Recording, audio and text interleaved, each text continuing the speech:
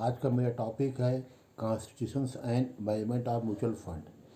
किस तरह mutual fund को मैनेज किया जाता है, कौन कंट्रोल करता है, उसकी क्या कोई उसके लिए कोई मैनेजमेंट कमेटी होती है। जैसे आप जानते हैं कि कॉलेज के लिए कोई एक कॉलेज कॉलेज कौन गवर्न करता है, govern by the management committee. हाँ, जिसके अंडर में जिसके अंडर कंट्रोल में सारे टीचर और स्टाफ होते हैं। उसी तरह म्यूचुअल फंड की बात करते हैं, जो भी कंपनी म्यूचुअल फंड को स्पॉन्सर करती है, हाँ, या जो भी कंपनी म्यूचुअल फंड का बिजनेस करती है, तो देखा जाए तो उसकी वो एक पूरा एक मैनेजमेंट का क्राइटेरिया तैयार करती है, जिसको कहते हैं constitutions and management of mutual fund. अब डिटेल में क्या है, इसको हम एक बार हिंदी इंग्लिश में पढ़ेंगे, फिर हिंदी में इसको हम आसानी से आप लोग को एक्सप्लेन कर देंगे। अगर जो भी कोई भी दिक्कत आएगी तो हमको आप बताइएगा। तो समझिए, mutual fund India are now govern under the security and exchange board of India. Mutual fund regulation act 1996 SEBI has provided 4-tier system for managing the affairs of mutual funds। सही कहा कि म्यूचुअल फंड गवर्न कौन करता है, ये under the mutual fund regulation 1996 govern by the SEBI. और सेबी ने खुद क्या किया है, 4 टायर का सिस्टम को अपॉइंट कर दिया है। यानी देखा जाए एक 4 टायर की जो है मैनेजमेंट कमेटी है, वो 4 टायर कौन कौन से होते हैं, जैसे किसी भी 4 व्हीलर में 4 टायर होते हैं, उसी तरह हाँ कि म्यूचुअल फंड में कोई भी कंपनी जो मैनेज कर रही है, जो बिजनेस कर रही है, तो वो 4 टायर के अधीन जो है वो कंट्रोल में होती है। तो पहला टायर इसका है the 4 tier constituted in the organization of mutual fund are: first, the sponsor company, card sponsor; second, the trustees; and third is the asset management company (bracket में AMC); and fourth, custodian। The 4 tier system has been provided to ensure arm's length distance between the sponsor and the fund। SEBI's guidelines have made it clear that a sponsor will not be able to use the fund of their own benefit। बिल्कुल सही कहा है कि 4 tyre का जो system है, सेबी इसको आगे डिफाइन कर रहा है कि जो म्यूचुअल फंड कंपनी जो इसका जो बिजनेस कर रही है, जो इसको यूज़ कर रही है, तो अपने फायदे के लिए ये इस जो 4 टायर सिस्टम है वो अप्लाई नहीं करेगी। तो पहला का एक सिस्टम है the sponsor. SEBI mutual fund regulation define sponsor as many person who acting alone or in combination with another body corporate establish a mutual fund। In other words, a mutual fund is launched by a company, either public or private। For example, in the public sector, say SBI mutual fund is sponsored by the State Bank of India. Indian Bank mutual fund is sponsored by Indian Bank। LIC MF is sponsored by the Life Insurance Corporation of India, that is LIC of India। A sponsor have to be complied with the following regulation laid down by the SEBI। इसको बाद में बताएंगे, पर समझिए क्या होता है sponsor. कि जो भी कंपनी म्यूचुअल फंड को डील करती है, अपने नाम से म्यूचुअल फंड को मार्केट में इस यहाँ लॉन्च करती है, उसको बोलते हैं स्पॉन्सर। जैसे अभी आपने देखा LIC म्यूचुअल फंड, यहाँ का स्पॉन्सर कौन है, LIC। अभी आपने नेक्स्ट एग्जाम्पल देखा SBI म्यूचुअल फंड, तो ये तो इस म्यूचुअल फंड का स्पॉन्सर कौन है, that is State Bank of India. जैसे बात करती है PNB में म्यूचुअल फंड, तो पंजाब नेशनल बैंक का ये इसको कौन स्पॉन्सर कर रहा है, भाई द पंजाब नेशनल बैंक। यानी जो भी कंपनी या कोई भी फाइनेंशियल इंस्टीट्यूशन या कोई भी पब्लिक सेक्टर बैंक या प्राइवेट सेक्टर का बैंक अपने नाम से अगर मार्केट में म्यूचुअल फंड को उतारता है, तो उसको बोलते हैं स्पॉन्सर। ठीक है। अब सेबी के द्वारा कौन कौन से नियम इस पर अप्लाई होते हैं, उसको आप डिटेल में समझिए। पहला है एप्लीकेशन फ़ी। सही बात है कि मान लीजिए कोई SBI है या मान लीजिए कोई दूसरी कंपनी है, वो म्यूचुअल फंड के बिजनेस में इन्वॉल्व होना चाहती है, तो बहुत सिंपल से बात है। जैसे आप कॉलेज में एडमिशन लेती हो, तब पहले क्या करना पड़ता है, ये फॉर्म भरना पड़ता है, फिर तमाम तरह की जो प्रोसेस उसको पास करना पड़ता है। एग्जामिनेशन हुआ, उसके बाद फिर आपकी काउंसलिंग होती है, फिर फीस वगैरह जो आपको जमा करना पड़ता है, ये सारा प्रोसेस होता है एक एडमिशन का। तो उसी तरह कंपनी को भी हमारे म्यूचुअल फंड का बिजनेस करना होता है, तो पूरा जो सेबी के द्वारा लेट कोई जो तमाम तरह के नियम जो बनाए गए हैं उसको फॉलो करना पड़ता है। पहला क्या है, एप्लीकेशन फीस। एक एप्लीकेशन होती है, उसको फाइल करना पड़ता है ऑनलाइन, जो है वो सारी एप्लीकेशन सबमिट करनी पड़ती है, और साथ में उसको उसको करीब 5 लाख का जो है एक ड्राफ्ट जो है सेबी के नाम से है, उस एप्लीकेशन के साथ जो है उसको अटैच करना पड़ता है। या चाहे तो आप जो है वो जो पैसा जो है ऑनलाइन भी आप उनके वहाँ सबमिट कर सकते हैं। तो ये है एप्लीकेशन एंड फीस, ठीक है। और उसके बाद क्या क्या कौन सी कंपनी जो है वो रियल में क्वालिफाइड है, यानी इसको बोलते हैं एलिजिबिलिटी क्राइटेरिया क्या हो सकती है। The sponsor may be granted a certificate of registration provide following condition are satisfied. मान लें हम, हाँ तो बहुत सिंपल सी बात है कि आपको कॉलेज में एडमिशन लेना है, तो क्या क्वालिफिकेशन होगी, एक एज होगा, हाँ, और दूसरी बात कि आपको 12 किसी बोर्ड से पास होना है, उसके लिए मिनिमम मार्क्स होना चाहिए 50%।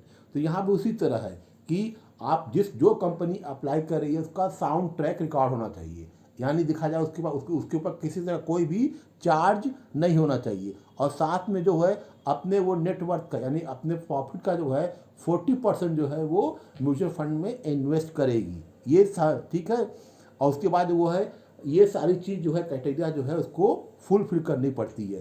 तो ये जब सारी क्राइटेरिया जब फुलफिल हो जाती है तो उसके बाद जो है सेबी जो है चेक करता है कि जो डॉक्यूमेंट मांगा है, और जब वो सेटिस्फाइड हो जाएगी सेबी तब आपको एक सर्टिफिकेट इशू कर देगी, और कहा कि जिस दिन से आपको सर्टिफिकेट इशू होगा उसी दिन से जो है आप क्वालिफाइड हो जाते हैं कि आप भी, आपका अगर कोई बैंक है या कोई कंपनी है तो आप भी वो म्यूचुअल फंड के बिजनेस में आप भी इन्वॉल्व हो सकते हैं, ठीक है। ये आपका ये जो मैनेजमेंट कमेटी है यानी जिसको बोलते हैं कॉन्स्टिट्यूशन, उसको पहला टायर था द स्पॉन्सर, दूसरा टायर क्या है आपका द ट्रस्टीज। अब देखिए ट्रस्टी क्या होता है, अब समझिए।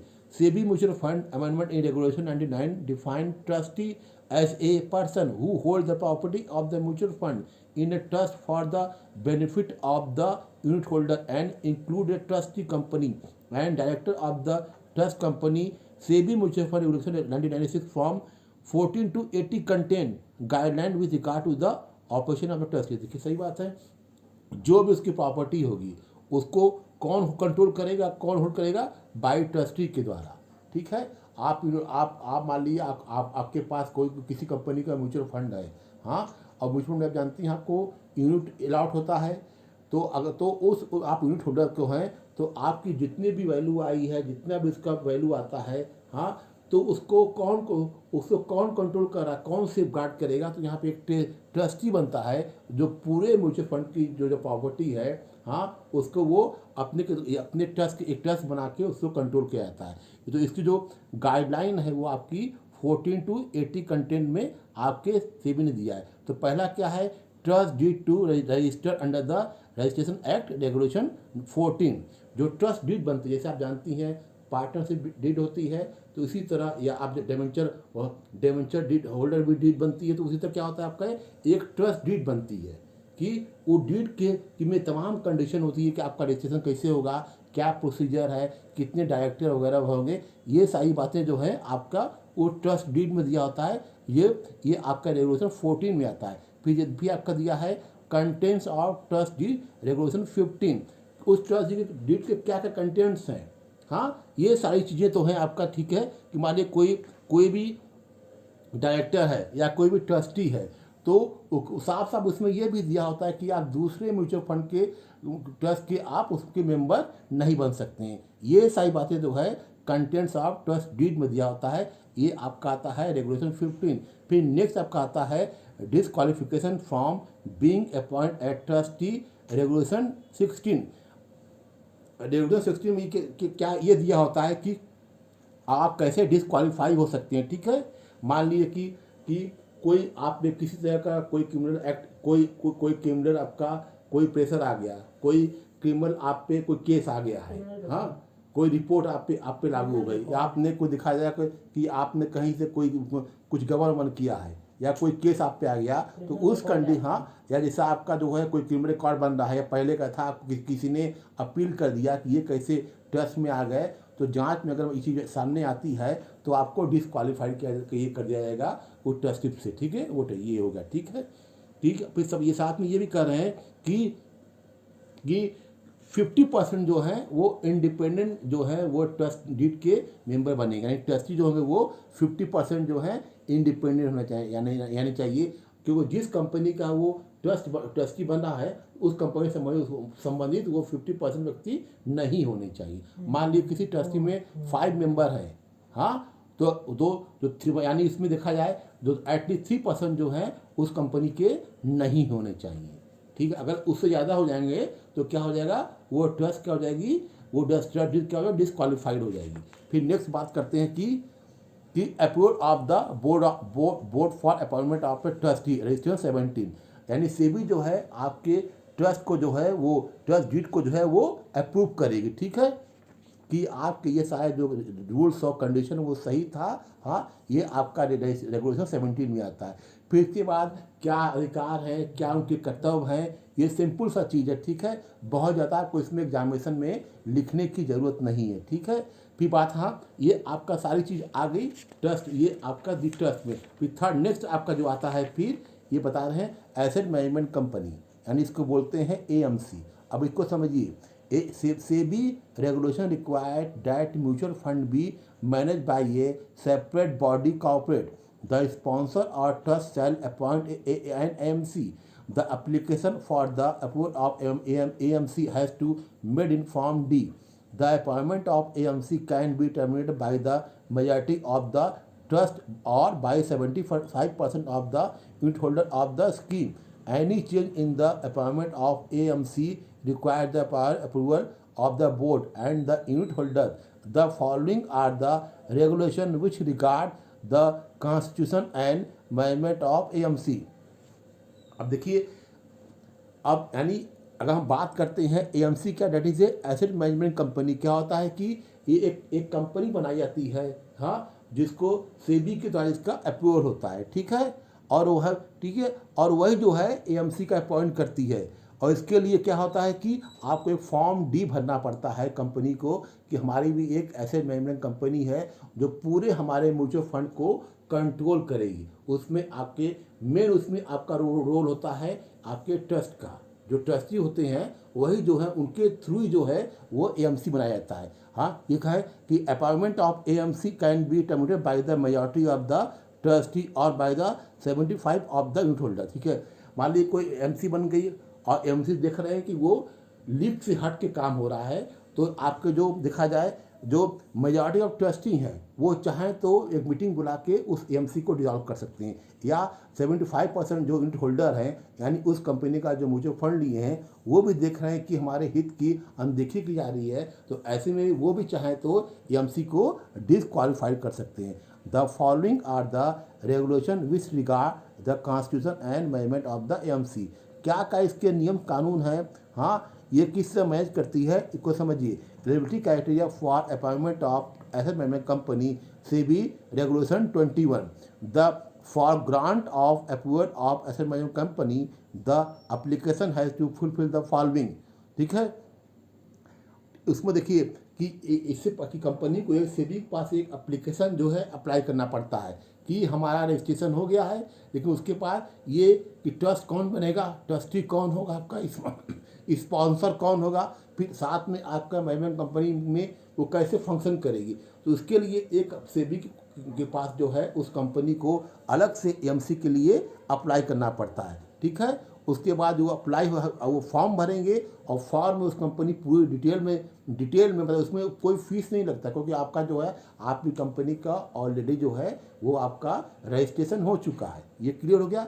फिर terms and condition to be compiled with the regulation 22। The approval grant under the sub regulation bracket में 2 of the regulation 21 shall be subject to following condition, namely the director of the asset management company shall not hold the office of a director in another asset management company।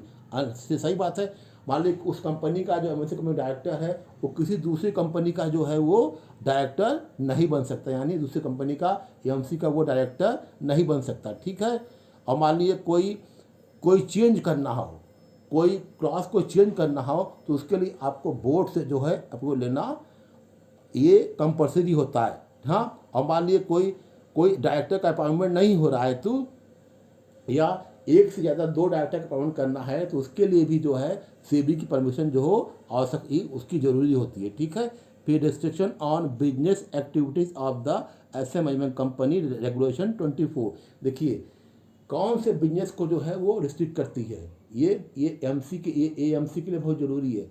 जो company अगर mutual fund का business कर रही है तो वो business छोड़ के किसी और बिजनेस में वो कॉर्पोरेट बिजनेस नहीं कर सकती, या ऑलरेडी वो पहले से जो बिजनेस कर रही है तो वो सेबी को बताना पड़ेगा कि हमारा ये ऑलरेडी ये पहले से बिजनेस है, और अगर सेबी ओके करेगी तभी आपको वह जो है म्यूचुअल फंड में पार्टिसिपेट करने का मौका देगी। अगर डिसएग्री होगी तो आपको, यानी कुल देखा जाए तो शॉर्ट में ये कह सकते हैं कि बिल्कुल साफ साफ आपको बताना पड़ेगा कि आप कोई भी दूसरा बिजनेस जो है आप नहीं कर रहे हैं, ठीक है।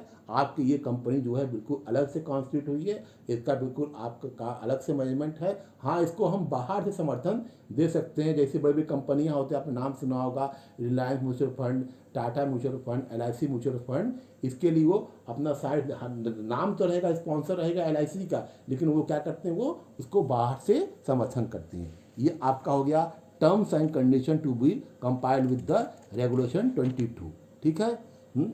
और उसके बाद इसके क्या अधिकार है, क्या आपके इसके ये ऑब्लिगेशन है, क्या राइट है, इसमें देखिए ये जो भी सेबी के गाइडलाइन के थ्रू उनको काम करना पड़ता है। हाँ, साथ में आप जानते हैं कि इसमें तमाम इसमें देखा जाए इस समय हम बहुत म्यूचुअल फंड के मामले में हम लोग बहुत ज़्यादा अवेयर नहीं है, जानकारी नहीं है।